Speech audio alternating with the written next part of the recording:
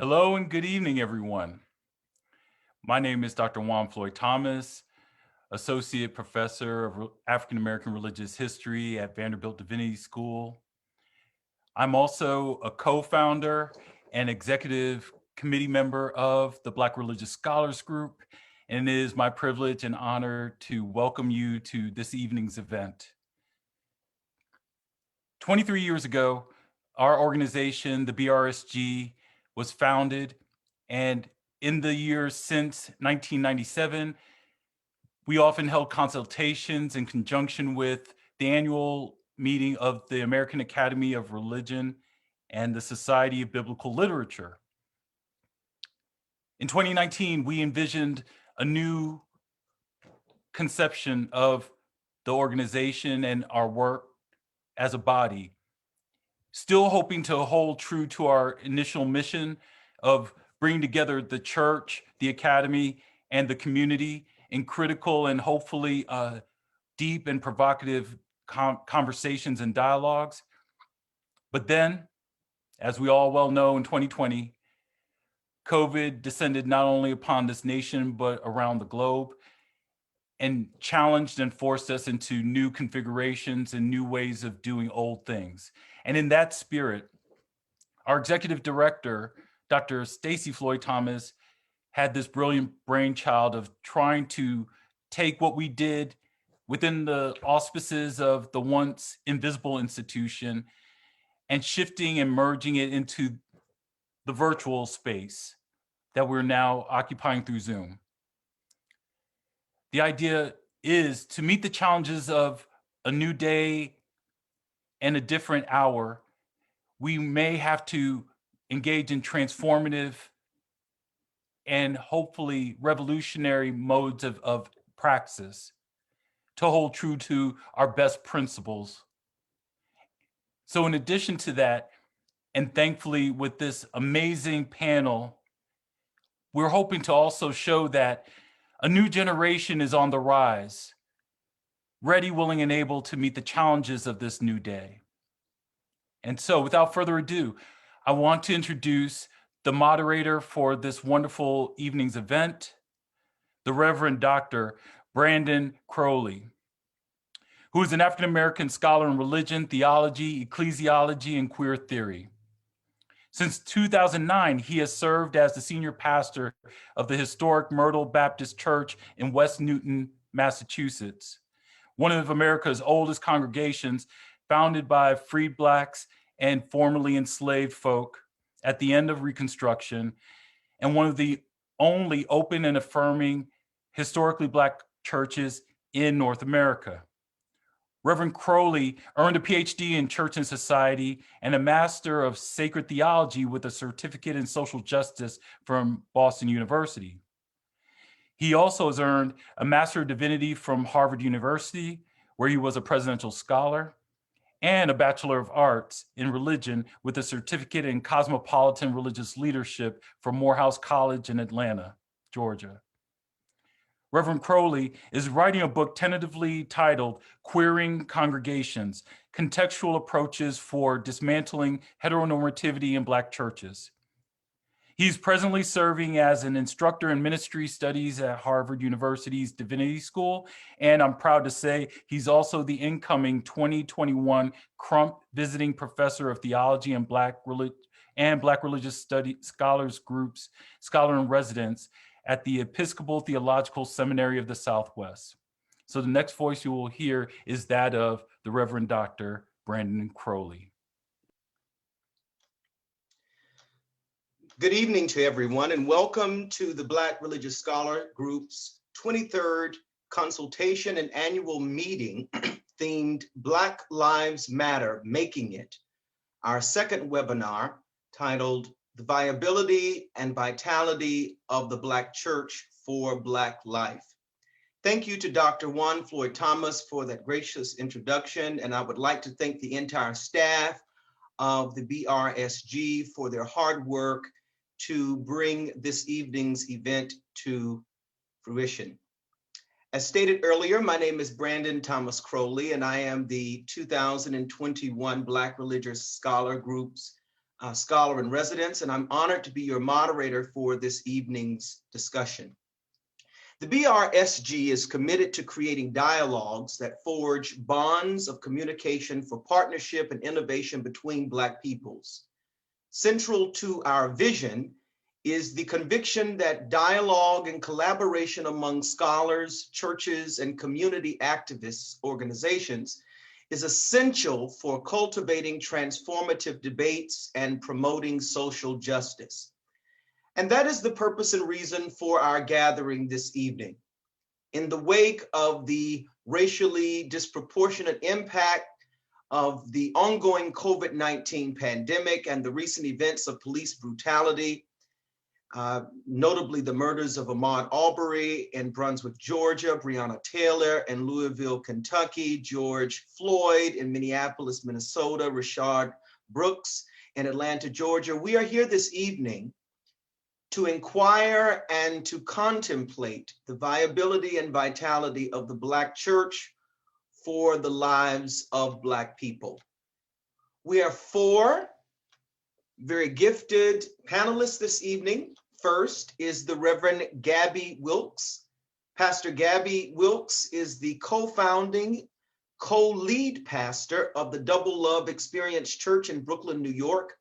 Before launching her church, she served as on the pastoral staff of New York City's megachurch, the Greater Allen Cathedral of New York.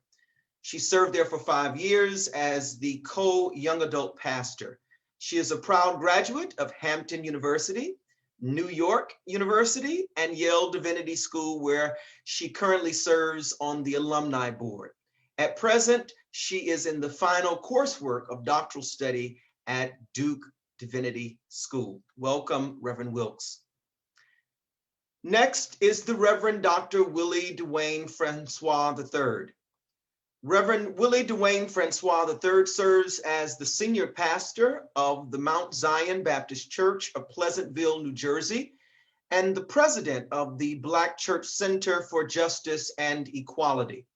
Reverend Francois is a 2009 Phi Beta Kappa graduate of Morehouse College with a Bachelor of Arts in History and Religion. He received the Master of Divinity from Harvard University's Divinity School and the Doctor of Ministry degree from Emory University's Candler School of Theology, where his research meets at the intersection of anti-racism, theology, and anti-incarceration policy and advocacy. Next on our panel this evening is the Reverend Dr. Shakira Sanchez Collins. Reverend Dr. Shakira Sanchez Collins is a health and wellness expert, preacher, physician, and the associate pastor of the historic St. James African Methodist Episcopal Church in Chicago, Illinois. Following the completion of her Bachelor of Arts degree in Religious Studies and Master of Divinity, both from Yale University, she was ordained in the African Methodist Episcopal Church. During her theological training, she also completed further studies in theology at the University of Cambridge in England. After receiving her doctorate of medicine degree from Duke University, the Reverend Sanchez Collins completed residency in internal medicine at Johns Hopkins Hospital in Baltimore, Maryland. She is currently a physician at Northwestern Medicine. And then finally, we have Reverend Justin Lester.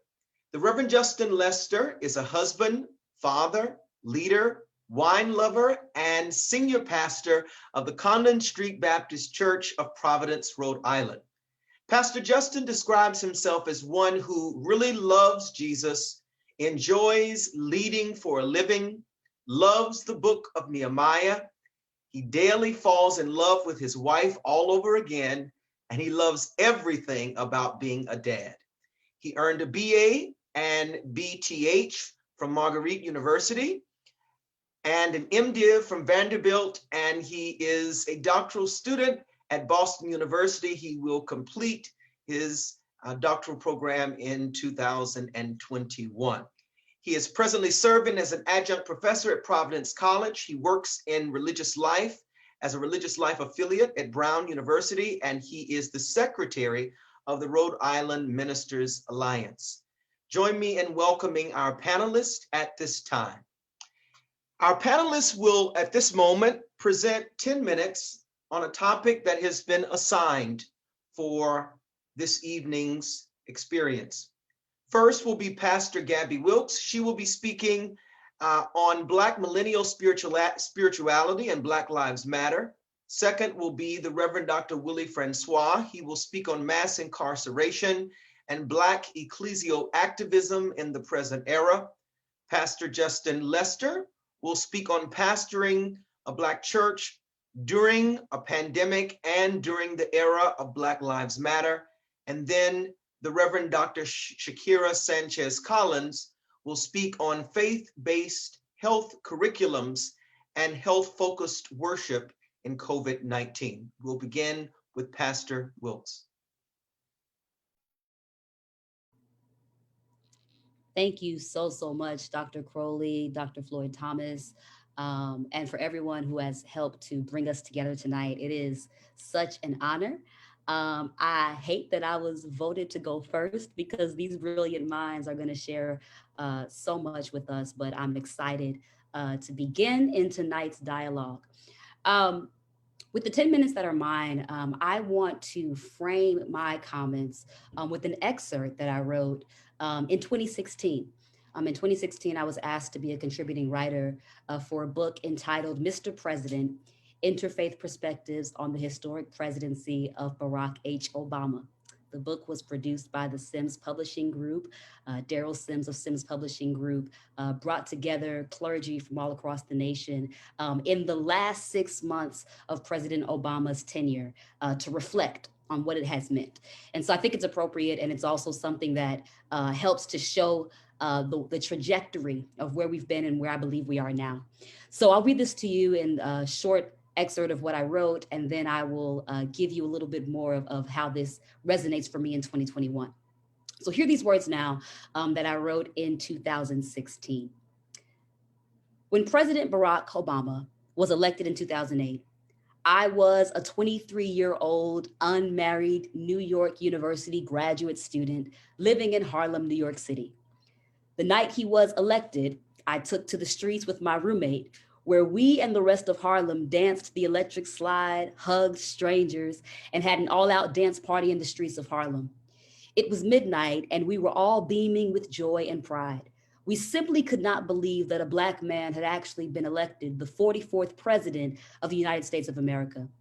In 2012, when President Obama was elected for his second term, I had been married for 2 years, was working in entertainment publicity, and was shocked that he had done it again. We, like thousands of other Americans, drove to Washington, D.C. from New York for the inauguration of his second term.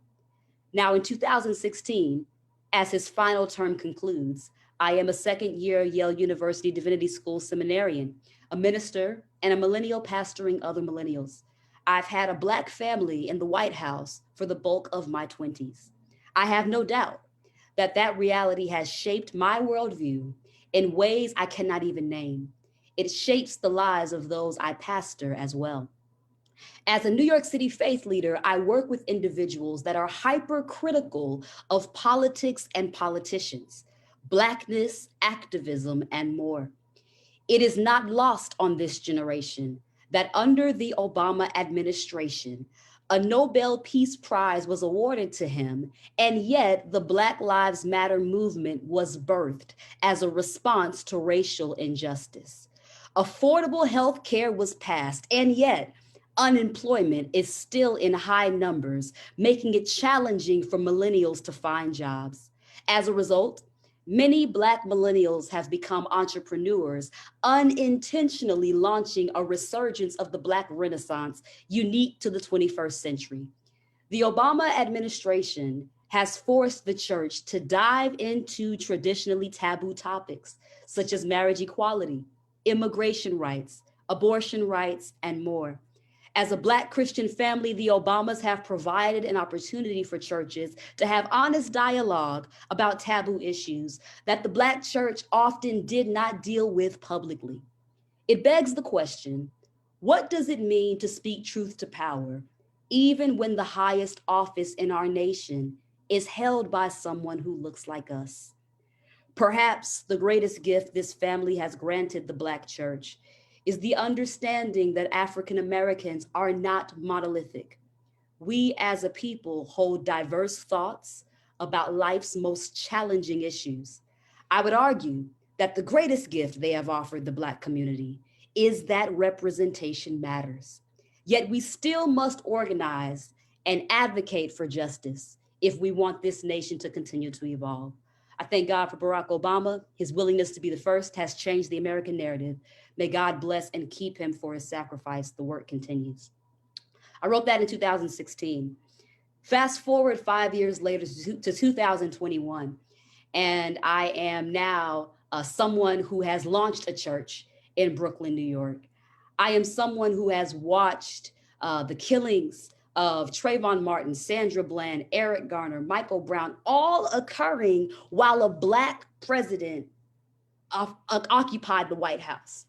And I think that it's necessary to begin there because there was a real disconnect for millennials in that time period where we saw all of these Black bodies being gunned down in the streets, Black folks not having what we need to survive. And yet the Black church was telling us we just needed to celebrate the iconic figure of a Black president. And I believe that that was a period of time where the Black church began to lose millennials in droves because there began to be a disconnect between millennials raising issues with the facts at hand and the Black church needing Obama to be a Black savior of sorts. Millennials who offered substantive critique were often called ornery, idealistic, naive, and more by baby boomers and Gen Xers and others who thought that millennials just didn't understand how the nation works. Well, fast forward to 2021, and millennials are almost 40 years old. We are no longer the new kids on the block. And Gen Z is more radical than us. And if we are going to get to a place where the Black church can actually be in response to what's happening on the streets with the Black Lives Matter movement, we are going to have to take stock of where we are. I would offer that in 2021, we are facing two pandemics, the pandemic of COVID-19 and the pandemic of racial injustice. And we are also facing a climate where churches can no longer physically gather, where clergy cannot pull folks to the side and figure out how they're doing. And y'all, as millennials are nearing 40 years old, and as Gen Z is pushing millennials to be radical and pushing Gen X to be radical and pushing boomers to be radical, we are in an era where the church has no option but to become more radicalized because the people need it. And in my last 2 minutes that I have, I will say to you that I believe that the paradigm has become one where there's a line drawn in the sand. And people are looking to see if the Black church is going to be for Black folks or against Black folks. My most dominant perspective tonight is as a Black church planter. I planted a church in October of 2018 with my husband in Brooklyn, New York. And as a Black woman, millennial pastor, who in the words of Dr. Breonna Parker still believes in the Black church, I launched an intentionally Black church in Brooklyn, New York, where our mantra and a part of our vision statement is that we are a Jesus movement committed to Black lives. We say it every week because not every Black church is committed to Black lives. And in an era where 45 has mobilized all of the white supremacist pastors and churches to be bold with their injustice and racial injustice. We know they've always felt it, but the ways that he has emboldened them to, in the midst of a January 6th insurrection, have Jesus save signs. Black churches have got to figure out what side of the coin they are on because the people are tired of having to figure it out. They're tired of listening closely to our sermons to see if we believe that Black lives indeed matter. They're tired of having to comb through our websites to see who we believe deserves to sit in our pews, virtually or physically. They are looking, the general public is looking for Black churches that are explicit about our commitment to Black lives. And if you are not explicit in your programming, in your preaching, in your theology, you will not last. Because if y'all think millennials are radical, get into some conversations with some teenagers and 20 somethings right now. They are pushing us where we need to go. And so the last thing that I will say is this: if the Black church is to speak to not only millennials, but the general public in general, if we are to be in conversation with the BLM movement and an ally to the BLM movement, we've got to draw our line in the sand. And I'm closing right here, Shatika. People need to know where their allies are, not just in the workplace, but they need to know where the church allies are. They need to know where they can be safe to advocate for the quality of life for Black lives across the board. And if people can't figure that out about your church by one service, by one Instagram post, by one Facebook post, by one sermon, you're in trouble. And so I look forward to the rest of this dialogue. Thank you all.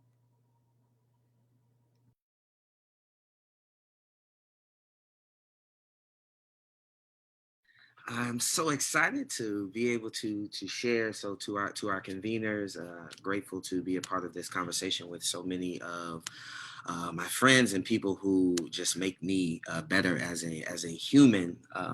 And as I'm preparing to talk about mass incarceration, I think about this strange career of the new Jim Crow, this strange career of mass incarceration and how it functions as a person forming and person breaking social system. I'm reminded of a story of a person that we did some advocacy around, who was just another victim of the suction machine of mass incarceration.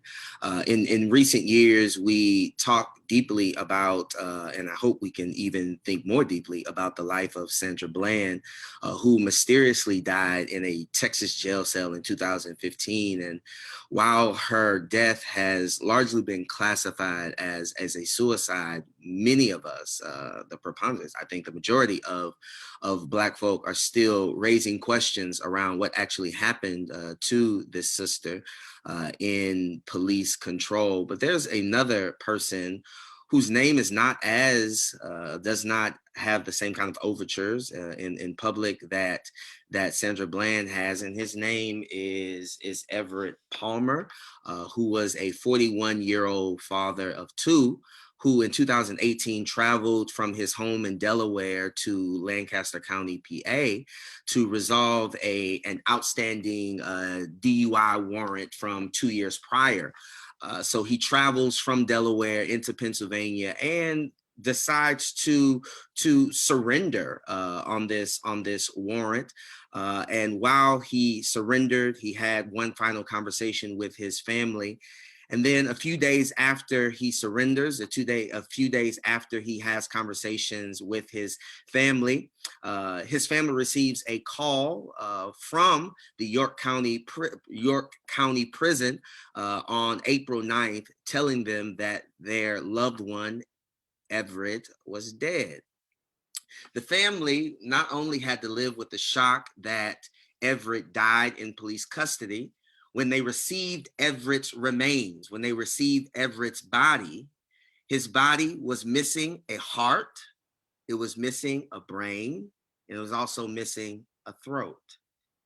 And no one at the county prison were able to tell the family why this body was missing organs like a brain, like a heart, like a throat. The coroner's office initially denied removing the organs before later acknowledging that they had done so and they had allowed some private company to do a forensic assessment of this body. And 3 years later, the Palmers are still trying to figure out what happened. Why were the brain, heart, and throat removed from this body? After a routine voluntary surrender, the carceral system gave Everett back to his family with no heart, no throat, and no brain. And unfortunately, I think that is the metaphor of the carceral state of this country. is that the career of mass incarceration as a form of racialized social control and social formation is designed to create an underclass, right? Or several undercasts in this country from sea to shining sea by attempting to rob humans, attempting to rob people of their minds, their feelings, and their voice. In other words, the carceral state is designed to dehumanize. It is designed in a very totalizing way to rob people of their humanity. Mass incarceration lives at the intersection of our nightmare of racial terror, of class stratification, and the myth of public safety. And what we find again and again is that there is something underneath this culture of mass incarceration, something religious, something theological, but not sacred in any sense, that Black bodies are criminalized out of inherited fear and a need to maintain white power. It is born out of an imagination that possibly Dr. Towns would call a fantastical hegemonic imagination, or Jennings would call a disease social imagination. But there's something in the American imagination that creates domestic enemies out of Black bodies, right? And there has to be churches, particularly Black churches, that are born out of the struggle for freedom, Black churches that are born out of this combination, this intersecting place of trying to achieve some level of piety, but also trying to be committed to protest. Black churches that grow out of this tension, this negotiation of plantation religion and brush harbor spirituality, that there has to be a need for Black churches to name the religious, the theological, but not sacred nature of mass incarceration and what it does to human bodies, what it does to creation, how it embellishes the American capitalist system that is designed to have free markets and unfree bodies, right? A system of mass incarceration that has deregulated or unregulated markets, but deeply regulated Black communities. And so this humanitarian crisis, it recruits the nation's courts, law enforcement agencies, financial institutions, educational entities, and religious communities to do the bidding of white supremacy, right? And think about this, from 1865 until 1968, the prison population in this country was less than 200,000. From 1968, the year that we mark of the death of King, one of our prophets, to the early 80s, you have around 250,000 people who make up our prison systems. And today, we have 2.3 million, half of which are Black, who are incarcerated. In 50 years, we've seen a 943% increase in our prison populations. And it is so easy to think of that as a conservative term. It is so easy to think of that as simply a movement by the right, but you really have to take into account that the genesis of mass incarceration actually begins post-King. It begins with Lyndon Johnson's Safe Streets Act. It begins with Lyndon Johnson and the legislature, the federal legislature at the time, doing everything it can in order to rise to or suppress the kinds of freedoms that we had seen during that decade. And so it is important that as we think about the role of Black church advocacy, and we think about the role of Black ecclesial activism, there is a necessity to name the unchecked police power, to name the guise of public safety, to name the intersecting nature of how our prisons are deeply caught up in the nature of our economy and the flow of our economy and the failure of public education, is that there is a need for us to be clear that the way our communities are policed, since we're talking about this era of Black Lives Matter, is that the way our communities are policed are deeply rooted in a type of blue privilege, which is a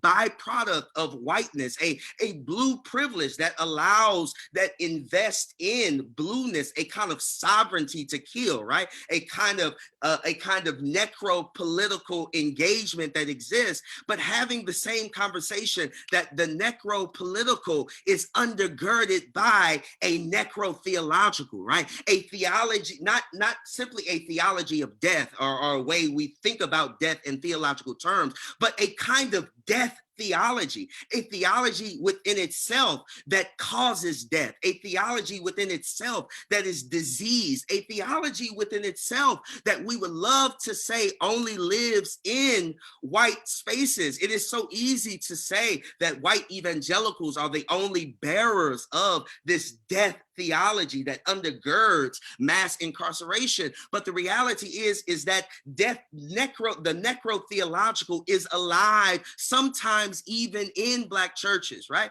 That, to be honest, that what gave rise and power to the law and order politics of Nixon's day and of Lyndon Johnson's day, that ends up growing into this prison boom that is now devouring our communities of taxpayers and wage earners and parents, right? That it starts from this unusual relationship between white evangelicalism, the silence of mainline white folk, and a kind of manipulation of Black fear, a kind of manipulation of Black desire to actually be American, right? And so it causes us to really raise the question that to what extent has American Christianities been complicit, and to what extent even have churches that are occupied by Black folk been complicit in the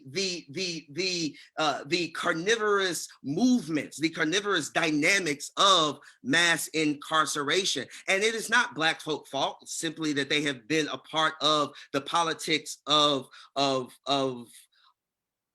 been a part of the politics of law and order. But it is important to be clear that white supremacy does inhabit Black bodies, and white supremacy does inhabit Black churches, and white supremacy does inhabit Black pulpits. And so there is a need for us to really begin to ask the question, how do we respond to necropolitics, and how do we respond to the necro-theological with a new form of justice, a resurrective form of justice, a justice that goes into dead zones and allows a type of ecclesial activism that is engaged in making policy personal and not just something on paper, a type of resurrective justice that uses art as political persuasion, right? A type of justice that does community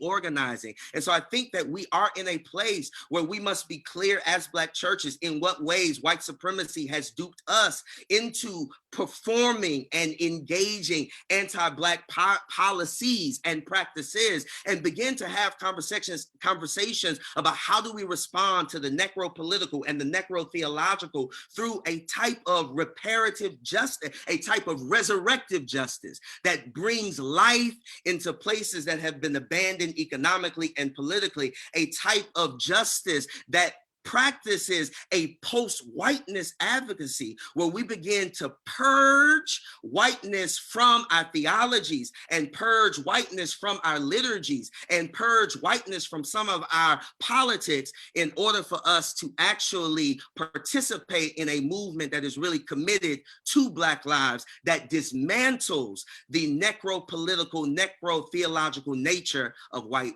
supremacy as it is inhabited and as it is perpetuated in mass incarceration.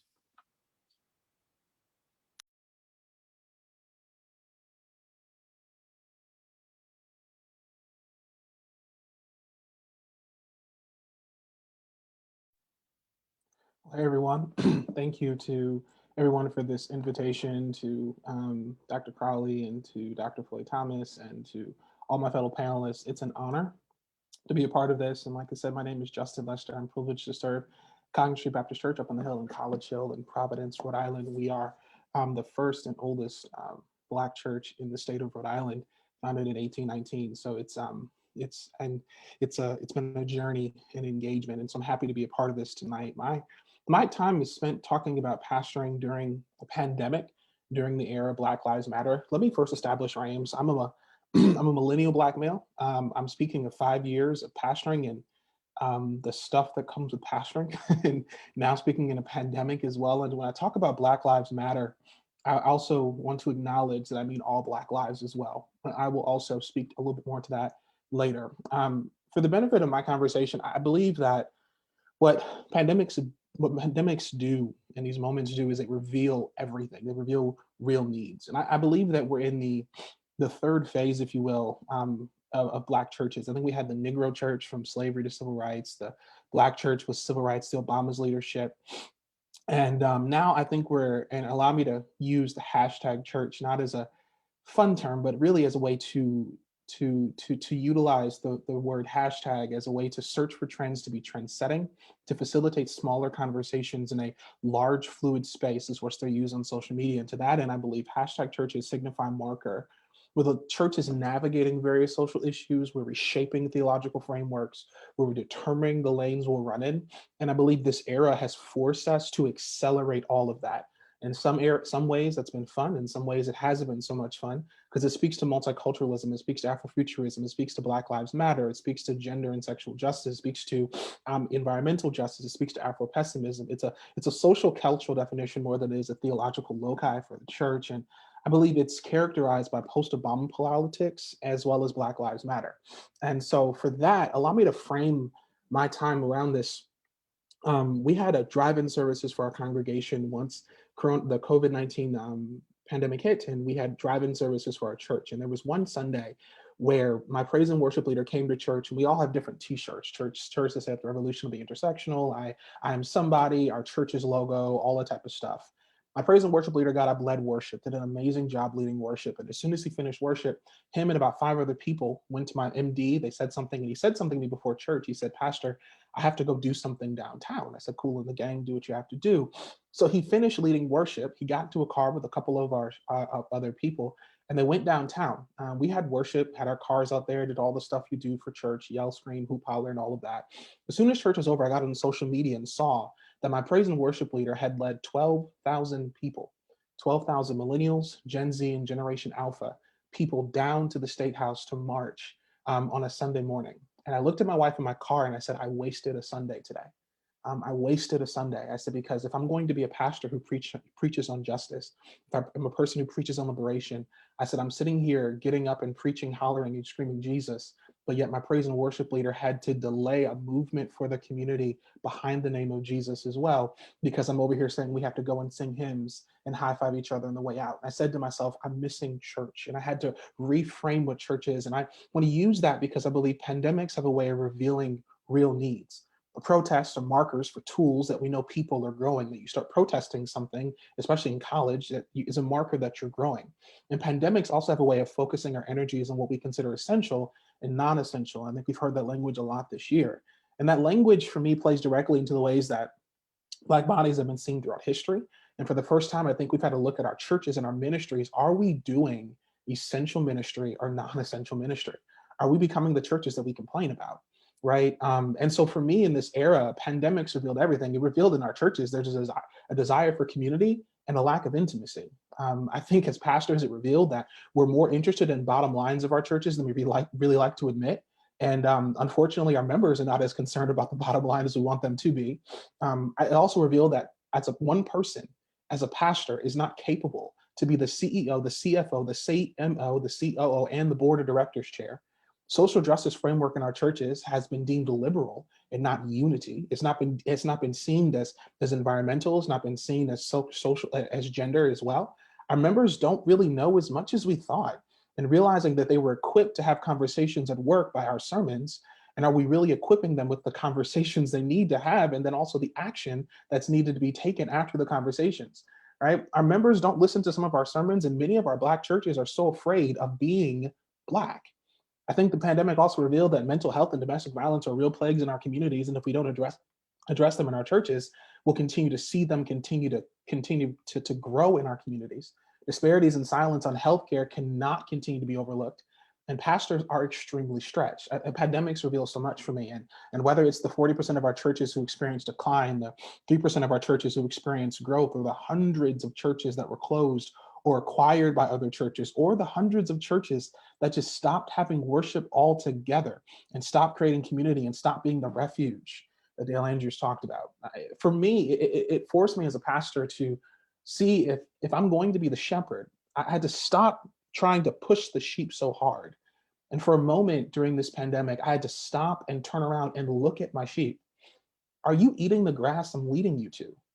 Are you afraid? Is there trauma behind this grass? What are the real wolves that are really attacking our sheep? And do I have wolf tendencies? Was I bleeding after battle on my sheep? Was I trying to get my sheep to fight something that I never taught them to fight? Am I equipping my sheep? Am I leading them? It caused me as a pastor to really see what it really means to be a shepherd. I can't just lead them someplace without making sure that I'm looking back at the sheep and seeing exactly what our sheep are doing. And I was encouraged by many colleagues who transitioned online to innovative ministry, and most of them are on here as well. I was encouraged by it, but I was also enraged and discouraged by the amount of communities and Black pastors who refuse to explicitly get up and say that Black lives matter. Black pastors going to parade around themselves like minstrels in white congregations singing Kumbaya. I was discouraged by the churches where our Black brothers and sisters marched out and took checks to preach or sing songs that simply say, we love everybody and make us one, protected by the fragility of the people you're performing in front of. We just got up to dance. Or as one local clergy person in Providence told me, a Black clergy person, he said, Pastor Justin, listen, we don't need to do anything but pray about sin because racism is sin and all people do is sin. So pastor, stop talking about racism and just talk about sin. Because if one more person misquotes Chronicles to me, I'm going to lose my God-forgiven mind. I say all this to establish that pastoring in the era of pandemic and Black Lives Matter made me try to answer this question. Am I going to lead an essential ministry or non-essential ministry? Are we going to establish a ministry that our social, theological, and cultural location is sound? Will I be the same faithless church I complained about and got away from? Or will I be a prophetic institution hell-bent on creating and crafting long-term religious spaces that will be not only see in attendance, but engagement? I believe the local church is the strongest institution that doesn't realize its own strength. It's wrought with leaders and visionaries and dreamers and agents of change whom for years have been cast out for lack of adhering to tradition, their social location, economic status, and gender. And it's a sad indictment that this institution that contributes powerfully to the psychosocial and theological health of our people also contributes to their death. And to piggyback on this, I want to merge four things together. My praise and worship leader, another one of my leaders, the day they went down to march downtown, she had a T-shirt on that said the revolution will be intersectional. And I loved the shirt. I spoke volumes, and it was amazing to me as well because it raised so many questions and conversations in our own church about what does it really mean to have an intersectional revolution. And so we talked about what that meant in our context, but I want to use that and really use four things. I think that if we're going to talk about pastoring in this era, what's necessary, I think we're going to have to look at these intersect. We're going to look at age, technology, gender, and finance.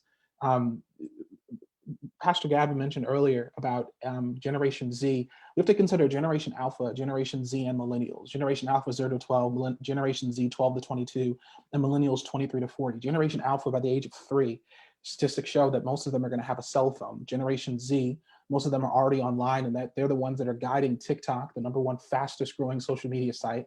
Millennials, we're guiding Instagram and starting to have multi-million-dollar earning potential simply because we're doing things like GameStop and AMC. These three generations are the most post-Christian generations and the generations that lack biblical guidance. Yet these are the generations that are guiding and carrying Black Lives Matter and our understanding to the desire to have age and skin. It must serve as an eye-opening place for us to relocate our space. We also have to consider that the reason why we're being so radical in these generations is to go against the things that we see in Generation X and baby boomer generations. So we have to consider age, and we also have to consider technology. 20 years ago, Amazon, Google, Facebook, and Apple weren't really big companies, but they were fighting with companies like Circuit City, Home Depot, and Kmart. Technology is ever evolving. And so we must consider technology like AI, AR, VR, and gaming and gamification culture. Gender is so unbelievably important, and we can't say Black Lives Matter unless all Black lives matter. The fact that this is still an issue, it positions us in the face of our own arrogance and conservatism. And then lastly, finances. Black educated middle class and upper classes, and the lack of access needs to be addressed and not just a force to tithe. So that raises the questions for me about our churches. Do we really care about Black lives? Do we really care about gender and sexual justice? Are we really aware of what plagues our communities, and are our ears really to the ground to know the pulse of our people? I think what this has done, and the last things I'll say is it's done three things for me. And I'm curious to hear more from you all as well. It's given a sense of ownership. It's changed our practices for the better. As much as there's so many pastors who are still trying to teeter on the line of being something, I believe it's shown. I'm proud of the pastors that made decisions to take stands for who they are. Where do you really stand to name and own it? And are you willing to lose colleagues? Because friends that you're going to lose because you take a stand weren't friends in the first place. Number two, I think it's forced us to name our own frailty. As a pastor, I'm proud to say I have a therapist. I love going to my therapist, and it's refocused our hearts on what we're unable to do and the need for moments like this of collaboration for churches and communities. And then lastly, I think it's really going to force our churches to get out of maintenance mode. We have to get past this get to next week to pay the bills mentality. And we have to get to a get to next year to build our community mentality. When we get over trying to pay the bills and we get to the place where we want to build the kingdom and build the community, it changes our whole mentality. Because long term says, I'll keep my church closed. I care about the health of our members. So next week says, I'll open it up because I think that the only way people will give is if they walk around and put money in an offering basket. All in all, I think pastoring in this era cultivated real prophets. Prophetic work is not easy work. It's bloody, nasty, grimy, isolating work. It's jungle work. It's desert work. And every once in a while, you get a palace invite to name the handwriting on the wall. The pastoring of the pandemic and Black Lives Matter, I think, made the real Black prophets stand up, and it made ministry essential. And to me, I think that's where real revolutions can start. Thank you.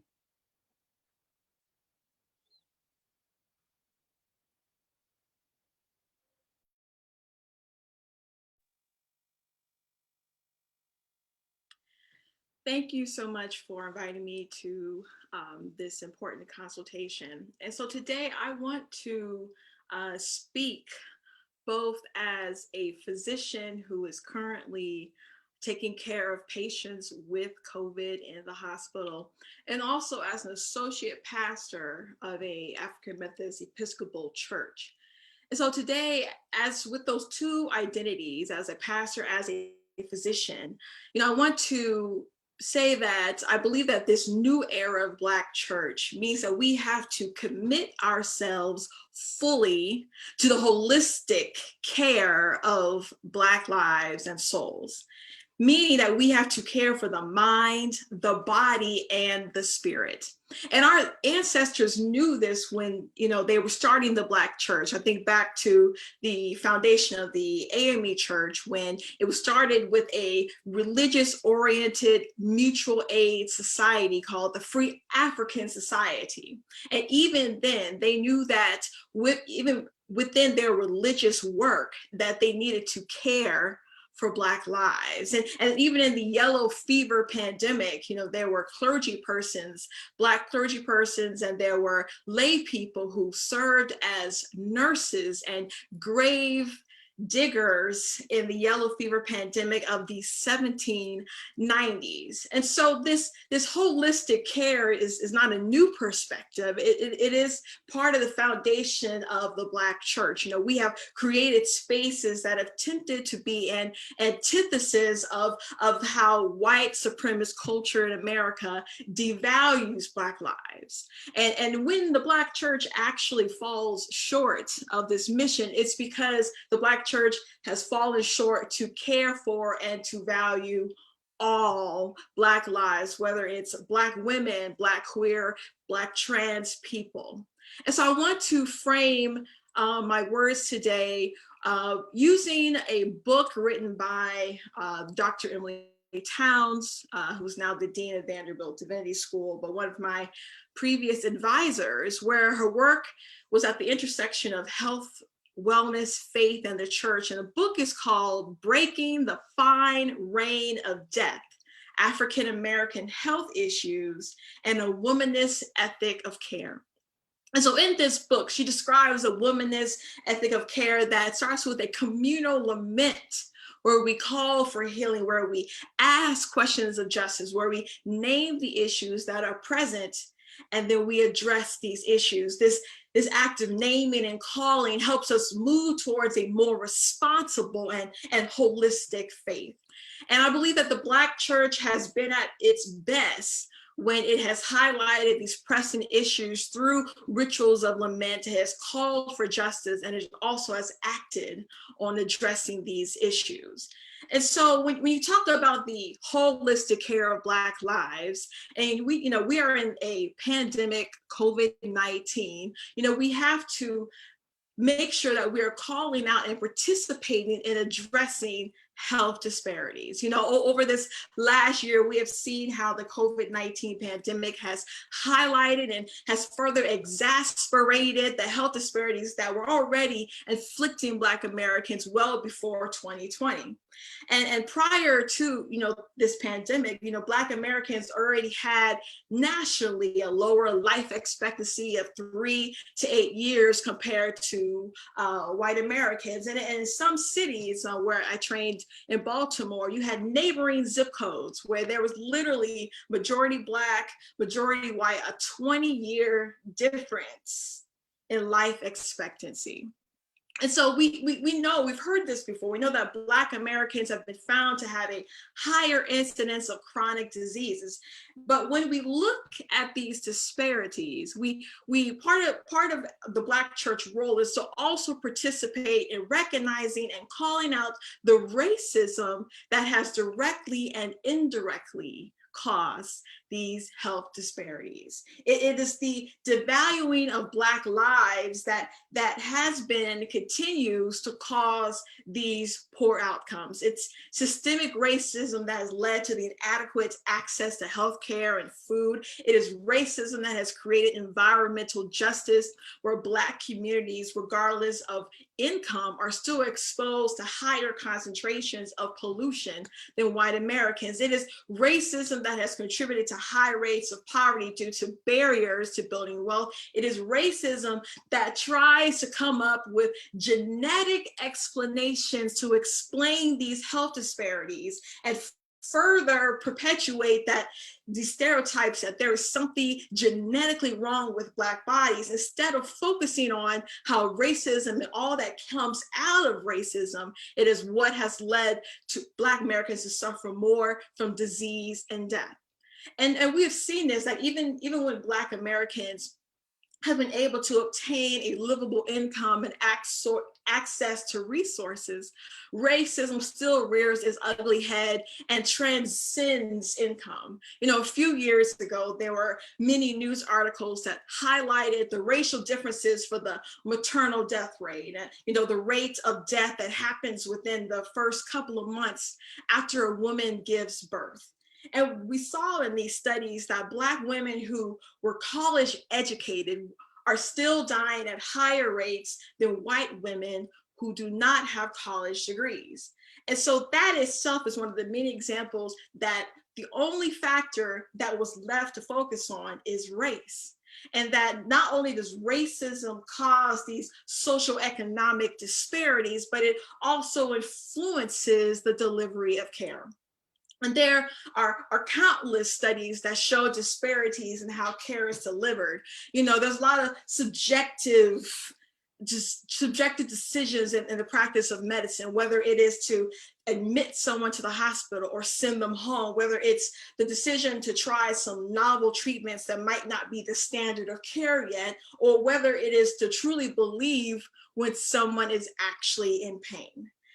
So I remember as a young child, I chipped my tooth and I went to my dentist and he asked me if I had any pain. I was like, no. And he made this statement to me that was like, oh, African Americans are less likely to have pain. And even at the age of 9, I remember looking at him with great confusion and I didn't fully understand all that was going on. It took me a few years later just to realize how inherently racist and how inherent racism has pervaded through healthcare.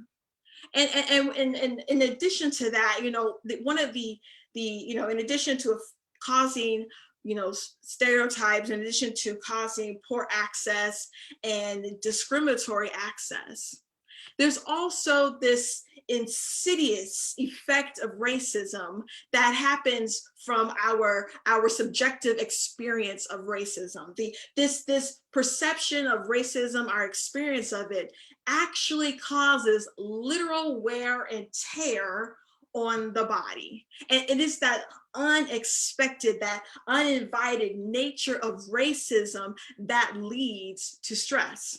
And normally stress causes a temporary flight or fight response, but this persistent stress leads to microbiological damage that affects how our body systems function, whether it's our immune system or our endocrine system that regulates our blood sugar. And this damage that scholars have coined as allostatic load makes people more vulnerable and susceptible to disease. Therefore, racism is literally hazardous to our health, despite our education or economic position in society. Racism negatively affects the mental and physical health of Black people. And in this pandemic, we have had multiple causes of persistent stresses. It's stressful to be an American right now. It's stressful to just exist right now, but it's especially stressful to be an African American in this time. And so with all that being said, that is what we call the communal lament, by naming these needs that are present. And I think that this pandemic and this new era of Black church really calls Black churches to focus on helping to address health disparities in our community. And so there are many reasons why the Black church is well positioned, whether it's the fact that churches are in Black predominant neighborhoods, but also that churches can help build a link of trust between healthcare and the Black community. In this pandemic, we have seen that Black Americans are more than 2 times likely to die from COVID as white Americans. And so I believe it's imperative that the Black church cares for Black lives through practicing safe worship, through providing relevant messaging that helps undergird people in this season, and by also participating in the pandemic response in the Black community.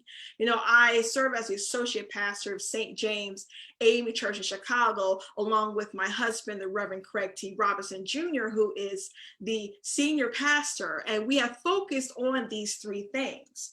And, I'm certain you would agree with me when it comes to safe worship that a lot of us are exhausted. But in this time, despite the pandemic fatigue, we have to still be vigilant for caring for Black lives in our worship. And I want to just bring up a piece, we have to really, make sure that we recognize how infectious COVID-19 is. I've seen there are cases where people who are socially distant but don't have masks on still get infected with COVID. And so I would even encourage churches that even have like praise teams to start wearing masks with the praise teams. It only takes 2 people to be in the same space for an infection to occur.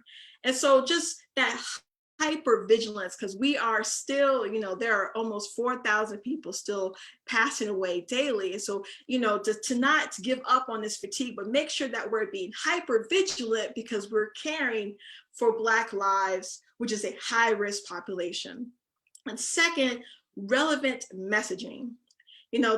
Churches have to focus on messaging that addresses the needs of this time and giving people tools to cope with these challenges.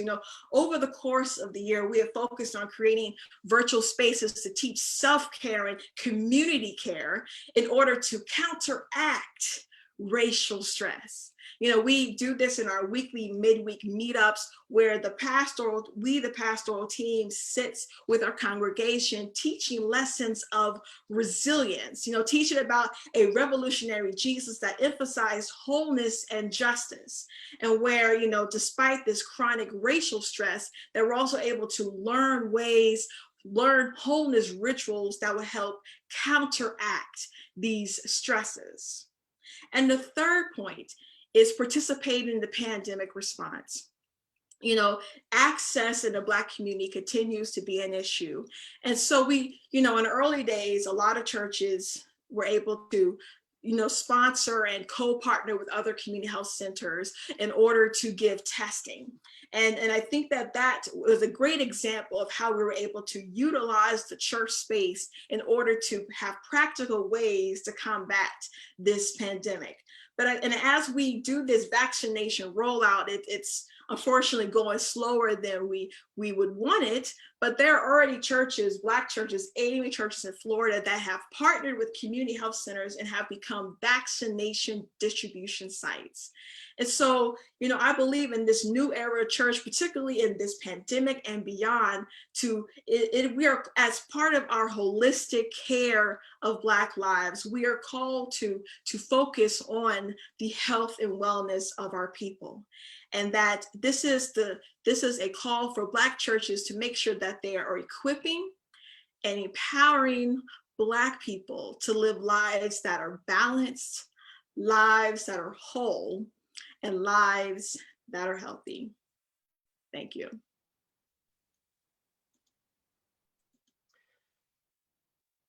I want to extend words of thanks to all of our presenters for sharing transparent and passionate reflections on the viability and vitality of the Black Church for Black lives. We are going to transition into a full panel at this time.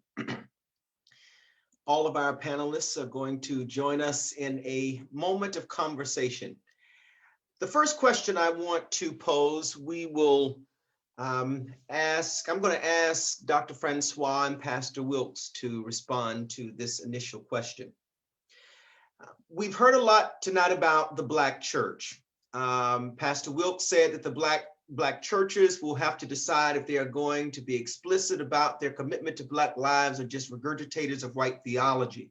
Dr. Francois said in the Black church, we need to do the work to resurrect justice and purge whiteness from our theologies, our liturgies, our politics, to participate in a true movement for Black lives. Pastor Lester said that the Black church is the strongest institution that doesn't recognize its own strength. And then Dr. Sanchez Collins said we need a Black church that cares for holistic care of the Black minds, bodies, and souls of its congregants.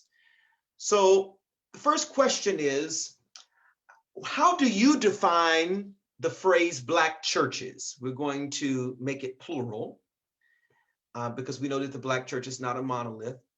And then the next question I want to ask with that I want you to pair with it is, what are your thoughts on the Black church's role in and relationship to the Black Lives Matter movement?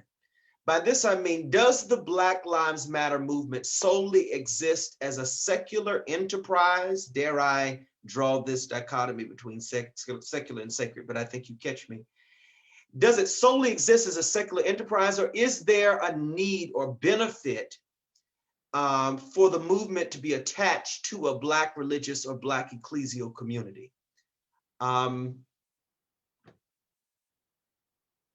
Francois, we'll begin with you. Well, thank you. You know, I always appreciate the disruption of you know, thinking about Black church as a monolith because of the deep diversity that exists in our polities, in our theologies, in our liturgy. So I think that's always and the way we show up in public space, the way we show up and define the political and engage the political, I think is really important. And so naming that diversity, I think is really important. I mean, but we're talking about the successors to the Brush Harbor community. We're talking about the successors to the invisible institutions, and there is no one way to define that. But we you know, I would like to believe that the and it is probably my own limited romanticization, is that I want to see Black churches as more invested in its protest dimensions than in its pursuits for piety, right? It's sort of privatized piety that makes salvation individualistic and makes salvation only about the person, and completely leaping over the scriptures that talks about deliverance as a theological concept, as something that is communal and national, and also even thinking about the way Jesus sets up the parable of the sheep and goats, that Jesus is sets this parable up by talking about full peoples, like community of peoples. And so and that is the tradition that has most nourished me.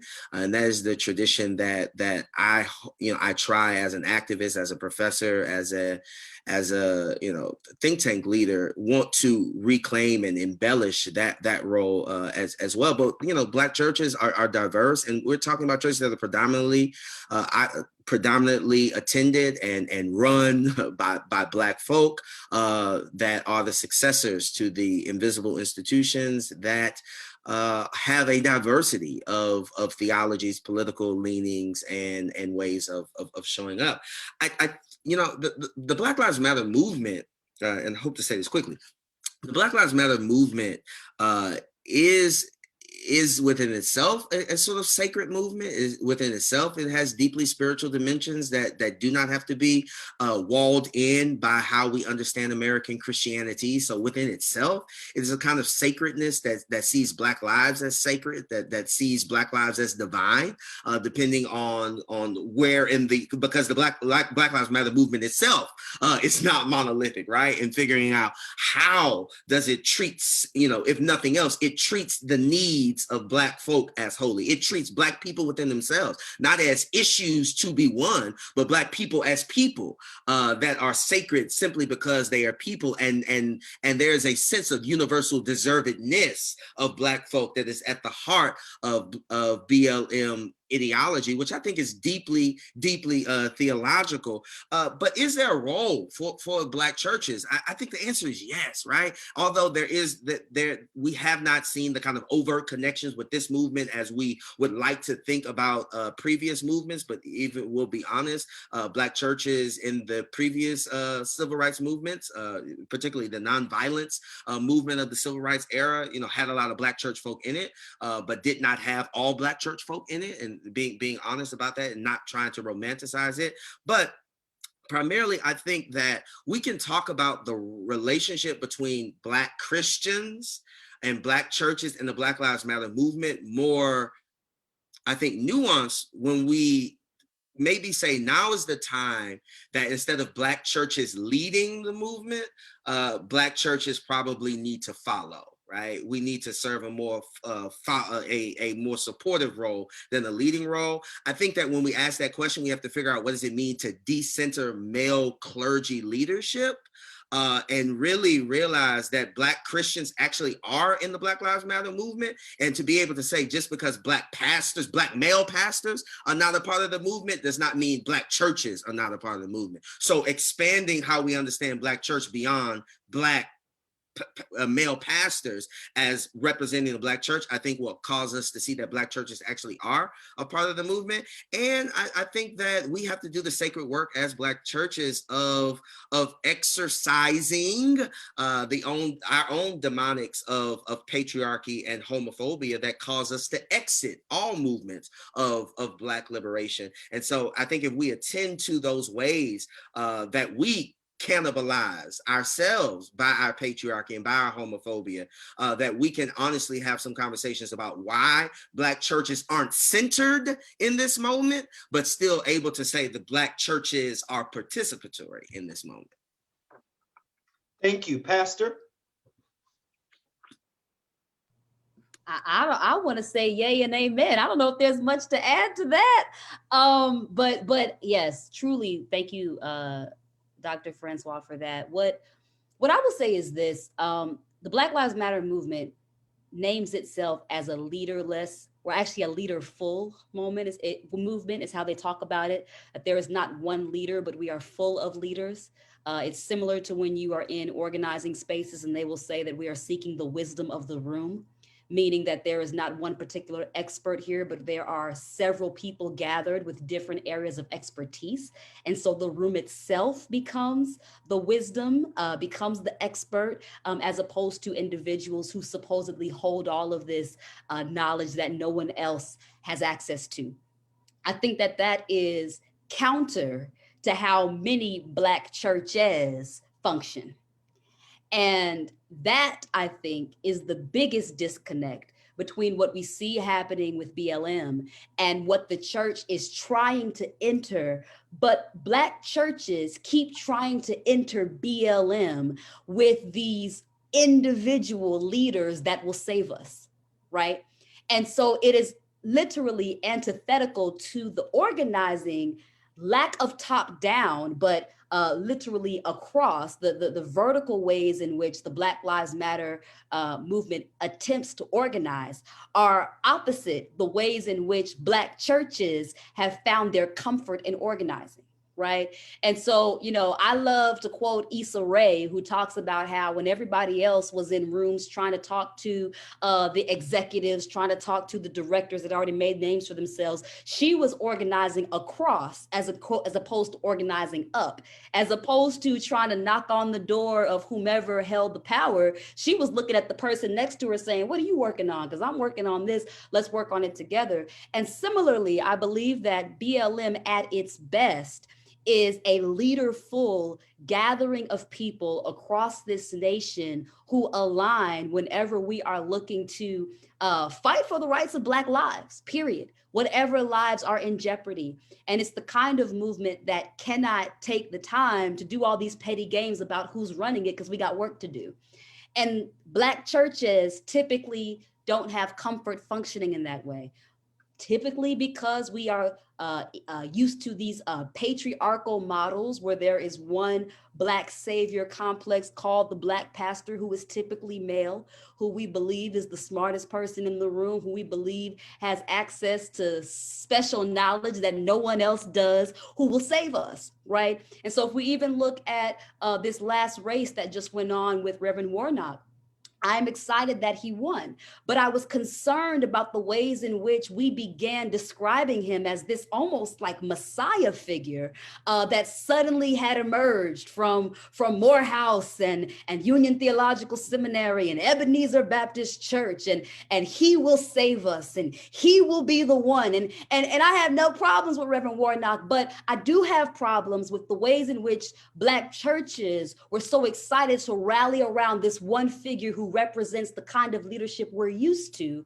who could not rally around so many Black leaders who have been leading through BLM, who have sacrificed their lives, who have been killed for the struggle, who have been on the streets day in and day out. And so I think that to answer the question directly, do Black churches have a role in BLM? We could, if we could release ourselves from the need to have this individualistic, male patriarchal, when I show up, I take the megaphone, I tell you what to do type of being. And if we cannot stop ourselves from that, which we find hard to do, it's going to be very challenging for us to be an asset to the work that BLM is attempting to do. BLM is not perfect, but it is attempting to do some work that the church and churches need to figure out how to do in our own space before we try to get out there and tell other folks what to do. Pastor, thank you. Thank you so much. And often we hear it said over and over again that the dismantling of white supremacy and racism in this country has to be done at a large part by our white counterparts, that we as persons of color cannot dismantle this system on our own. So in that same vein, you spoke about patriarchy in the African American church. I had originally decided had your name beside this question, but I'm actually going to throw this to one of the male pastors on this panel. Pastor Lester, My dear friend, how does the traditionally patriarchal culture within many mainstream Black congregations hinder their ability to be effective advocates for gender equality?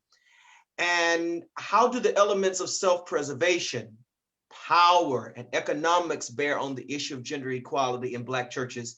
And how are you working in your local congregation to dismantle sexism? Yeah, it's a great question. I really appreciate Dr. Willie and Pastor Gabby's responses. I said in my church this a couple months ago. I said America was built on the backs of Black women, and I think the reason we're failing so hard right now is we haven't gone back and really listened to our backbone. And until we acknowledge our spine, we're going to continue to be weak. And I think the same goes in our churches. Our church was built on the backs of Black women, but we don't see them for anything more than sexual organs, and that pains me. And so for me, I was moved by the book Jezebel Unhinged by Tamara Lomax last year. Her book just changed my perspective and helped me as a human and as a pastor. And when she challenged us on this language of theological healing and wholeness away from trifeness and wholeness, right? And because I urgently want her how we can address all this. And we have a large Mandingo culture in our pulpit. And our politics of respectability are informed by white patriarchal politics. And we're dancing down with white conservatism in our pews, calling it a Black church. That to me is where I'm at. So I know we can't continue to baptize our BS and use scripture out of context, using Jesus to cover our lack of study. And I acknowledge as a male preacher that there's privileges that I've received as a male preacher. I can't take that away. But I also acknowledge that the way that things have shifted for me, I grew up with a female pastor. My mother was the pastor of my church as I grew up. And I knew that my mother was the leader. She was the finance leader. She was everything our church needed, but she was not given the space to do the work and to get the credit that she was due. I remember seeing her checks were smaller. When she went out to preach, she was given time limits. She was told how to dress. And here I was, a youth preacher at 15, 16, 17 years old, and I'm not told what to wear. I'm not given time limits, and I'm getting extra offerings after I preach. And so for me, as I grew personally, I made conscious decisions to say, I want to learn more, but then I also don't just want to, I think where we fall in trap this last year or so is that we've done a lot of these conversations and had these courageous conversations, and there was no action after the conversation. So for me, the steps I took were to ensure that if we're going to create these places where we acknowledge patriarchy, where we acknowledge these systems that really are just coding our own insecurities and lack of really dealing with trauma, and Black men not acknowledging their own lack of understanding, and Black men not acknowledging the places where we push people down in the name of Jesus. And that's where we can see the money that we want to get, the power that we want to have, the ways that we want to be honored on pastoral appreciation days. Because to me, Nanny Helen Burroughs talked about this in the early 1900s. She yelled and screamed at the National Baptist Convention about this way in the early 1900s, and we still have the big old red chairs doing the same old foolishness today that we did back when she got up, and the only thing that they received was Women's Day. And so the ways that personally we're advocating for it in our church today is that we have our church, when we have a number of different events throughout the course of the year, like we have Black Girl Magic events, Afrofuturist events, we acknowledge the real issues that are going on in our community, but then also we give space to people who of sexual and gender backgrounds as well. Like, it is so important to me that I believe our board has to represent the church. And you cannot tell me that your church cares about Black lives and it's all Black men. You can't tell me that your board of deacons represents your church and it's all Black men. I think it's so important that if we're going to grow our churches, to grow our communities, we have to then really dismantle the power structures that are, as Gabby said, starts with our pastors and then also comes down to our board of directors. Because if we were to look at the people who are really generous to our churches, more than likely it's going to be the Black women that are carrying it that we throw on the usher board or throw on our praise and worship team. If we're going to look at the people who are really carrying our ministries, it's going to be the Black women in our churches. And so I think it becomes very, very imperative for us to not just say we're going to open our space up, but to actually dismantle our own thinking. Because our Black women cannot just be good enough to watch on the Busset Challenge and the Silhouette Challenge, but they also need to be people who can holistically engage in the teaching of the gospel, the leading of boards, making critical financial decisions, opening and closing buildings, and every single church endeavor. And so I think The last thing I'll say, by 2030, 60% of the world's wealth will be on women. I want that to sink in. By 2030, 60% of the world's wealth, the future is female, and the church will kill itself trying to keep it male, because the future of our resources, our finances, our thinking, our doing, and our CEOs are going to be women. And so it's going to be so important for us right now to take the necessary steps to get over ourselves as men, to really holistically engage in our community, because that's the future of our community, the future of the church, and also the future of what we're doing. Very quickly, in 60 seconds, any response from our panelists to Reverend Lester? I would just say not just the future, but the present. I agree. Yeah, I just want to underscore, like, there has to be a desire. No, there has to, whether we desire or not, there has to be a contesting of our own privileges, and to be able to think about oneself intersectionally, and to be able to name that just because I am disadvantaged racially, according to how this country talks about race, does not mean that my privileges around sexuality, and my privilege around class, and my privilege around maleness don't need to be contested in some ways. And we have to really be willing to risk power, right? And I'm a work in progress of this, but being very clear that there's certain stages that you don't get me on if it's not an equitable space. There's certain places I'm not gonna lend my gifts if I know that queer folk and women are not being paid or not being invited. And so it's like risking what we think we've worked so hard for to be on the flyer and on the stage, and being willing to let go of that kind of power and contest that kind of privilege if we really want to be accomplices in the liberation of all Black lives. So Keith Jossel posed a question. He said, we are talking about what the Black church is not doing. I'm interested in hearing what we should be doing. So this turns us towards a question that I want to pose towards Dr. Shakira Sanchez Collins. With high levels of credit card debt disproportionately hindering African-American household incomes, the Black church has the potential to become viable conduits for educating the wider Black community on the value of personal saving and educational investment.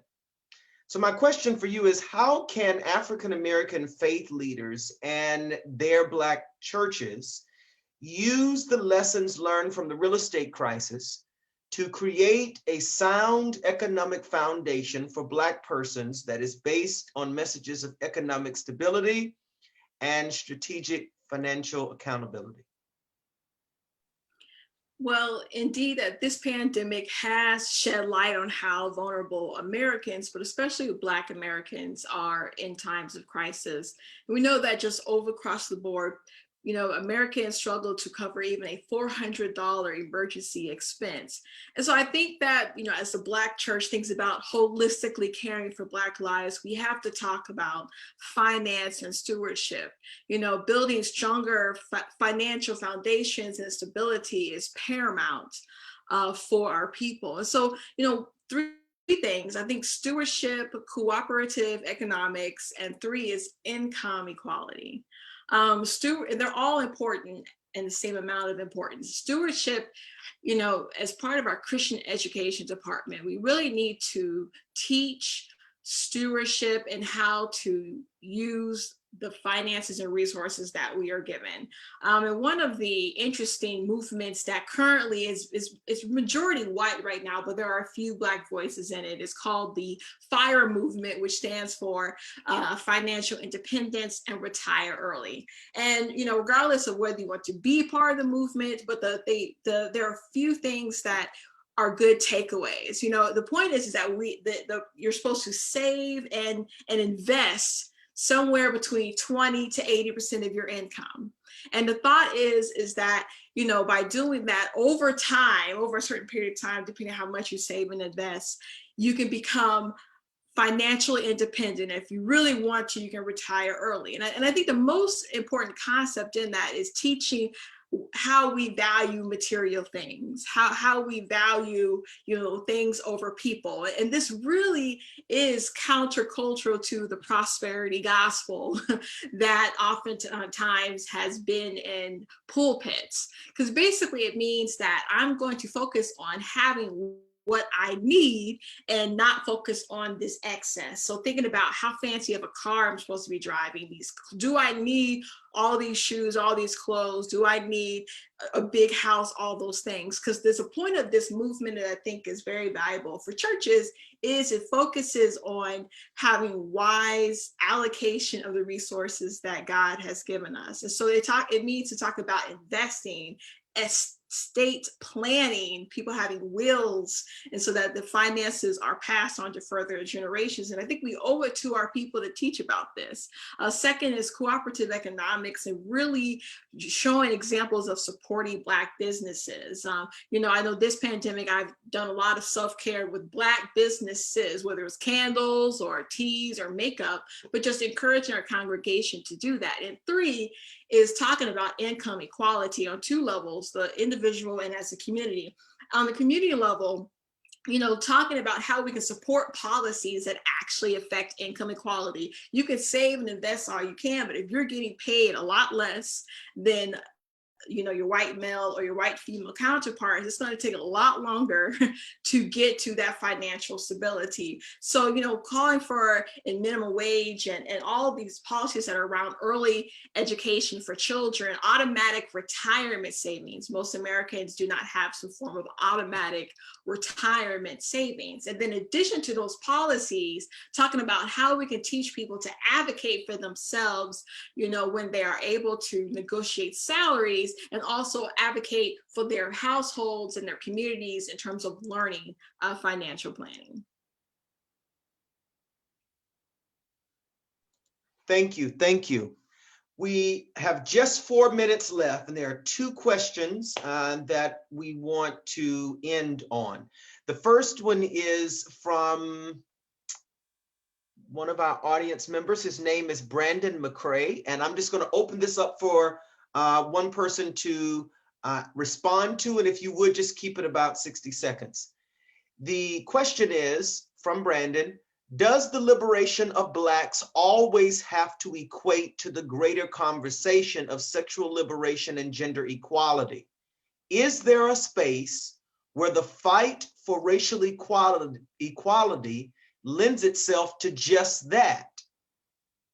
He then says, just for context, I affirm women at all levels of ministry and believe wholeheartedly in rights for all, FYI.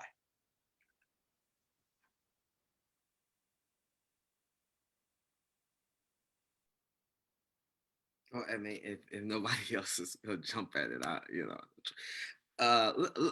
let me say this. The answer, the answers are, we can't afford to be single issue people because we don't live single issue lives.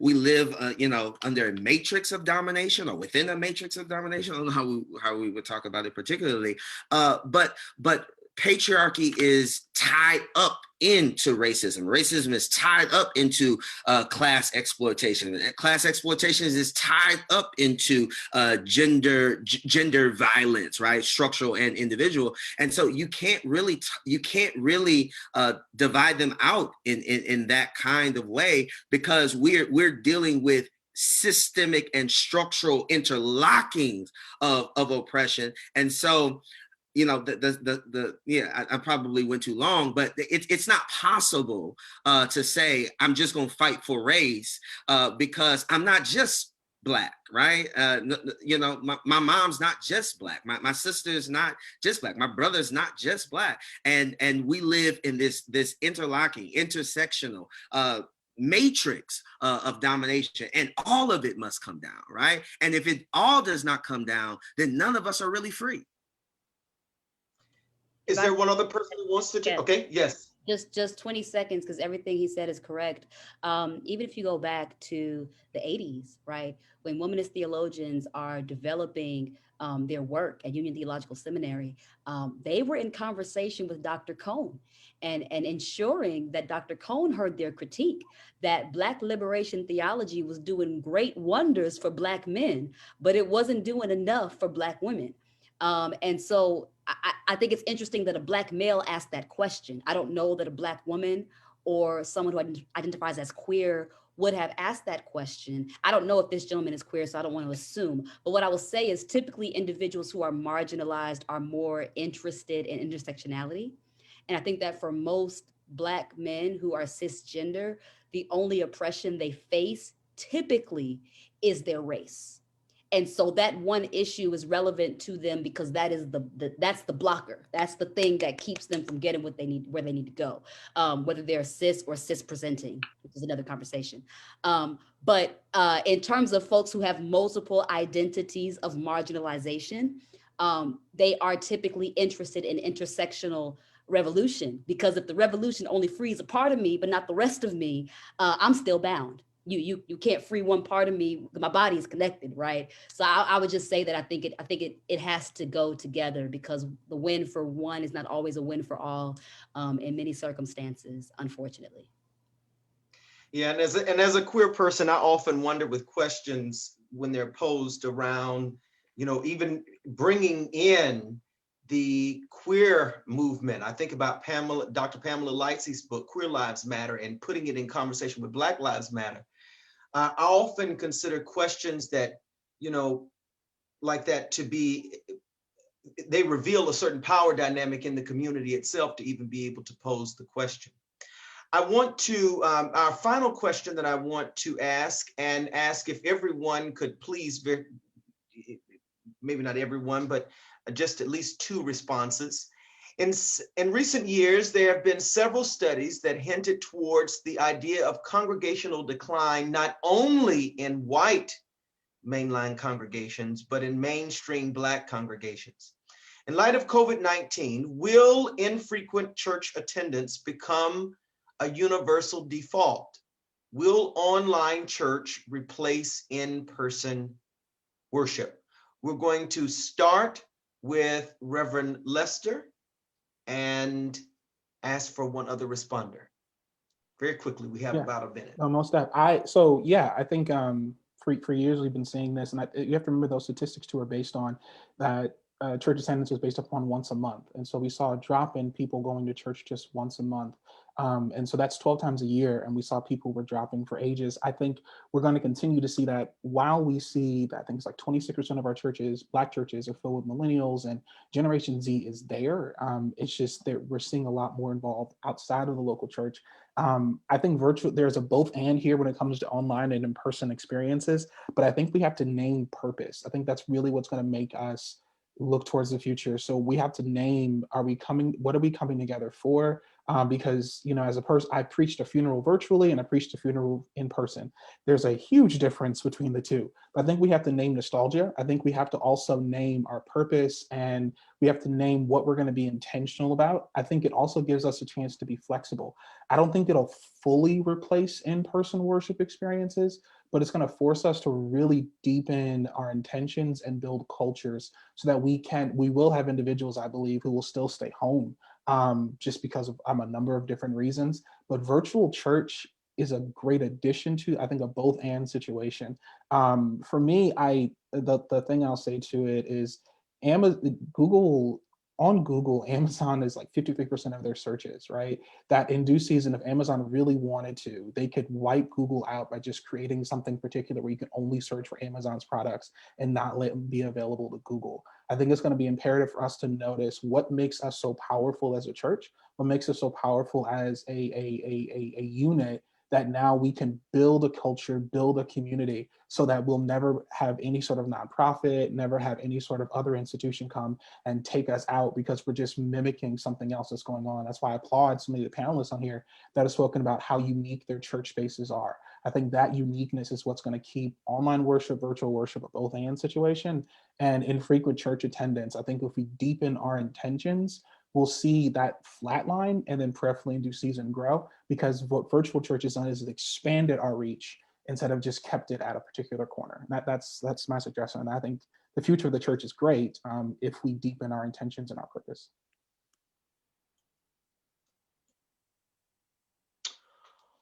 Okay, well, sadly, we must bring this great discussion to a close. Before we conclude, I want to thank our distinguished panelists for their participation in the BRSG's 23rd annual consultation.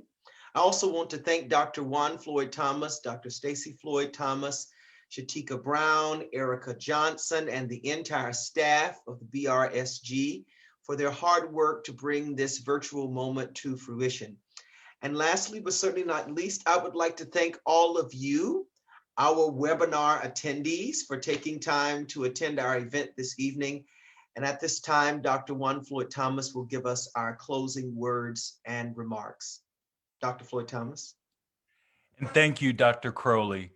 And thank you, each and every one of you as panelists. We are grateful and glad, we're honored that you shared your gifts, your genius, and your grace with us, you daughters and sons of thunder, as you help us to understand and interpret the signs and wonders of a new age that's unfolding before us. I would be remiss if I didn't also thank the sponsors, the institutional support that we've received. As Dr. Crowley has mentioned, Shatika Brown, Erica Johnson, and the many folks here at Vanderbilt Divinity School, especially under the auspices of the Kelly Miller Smith Institute on Black Church Studies. We also received major funding from the Public Theology and Racial Justice Collaborative here at Vanderbilt, Boston University School of Theology. To our many co-sponsors, we want to say thank you, including Bright Divinity School, Chicago Theological Seminary, Christian Theological Seminary, Congdon Street Baptist Church, Covenant Baptist Church, yay, rep, Duke Divinity School, Earlham School of Religion, the historic Myrtle Baptist Church. We're talking about Princeton Theological Seminary, Seminary of the Southwest, Union Presbyterian Seminary, Union Theological Seminary, Virginia Union University, and Yale University Divinity School. We thank you one and all, but most importantly, we thank you who thought it not robbery to tune in and find out what the voice and the vision of the future looks like right now, to quote Pastor Kudjoe Wilkes, right? We're not even just talking about the yet to be, we're talking about right now. And so right now, if you want to support these efforts and endeavors, please, by all means, try to reach out via your social media apps. You know, if you got PayPal or Cash App, please support the endeavors of the Black Religious Scholars Group as we move forward, not only with our upcoming events, but also as we get ready for a post-COVID world. And then last but not least, I want to encourage all of you all to, if you enjoyed what you've seen here, if you've been enlightened and empowered by what you've heard tonight, please come back on February 12, 2021, when we engage in another webinar event centered around the issue of intersectionality.